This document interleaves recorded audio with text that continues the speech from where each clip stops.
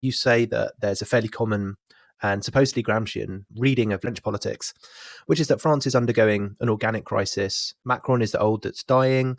LFI is the new that cannot be born. And the RN is the morbid symptom. It's a double misreading in terms of Gramsci on the one hand and the reading of the French social order on the other. What does Gramsci mean by organic crisis?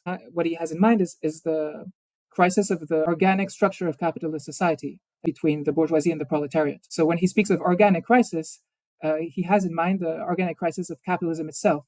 There is a kind of vulgarized Gramscianism to discuss more narrow historical phenomena such as neoliberalism. I believe that it's really a misreading and a misappropriation. Gramsci, in the interwar period, when he was in Italy, his horizon, his perspective was proletarian revolution. That is, the capitalist ruling class was not able to rule anymore, and the immediate endpoint of the crisis would be the overcoming of capitalism itself. But for those on the left who speak of organic crisis and apply this to neoliberalism, the horizon appears to be the next phase of capitalism, which is very different and much more dispiriting. I believe that speaking of organic crisis suggests that in some way the French ruling class is losing its grip over the system. I believe this is a complete misreading. This is an important point. Volatility in the electoral field does not necessarily express breakdown or an unraveling of the ruling class as a whole. And as far as I can tell, if we look at the French ruling class, it's quite solid today.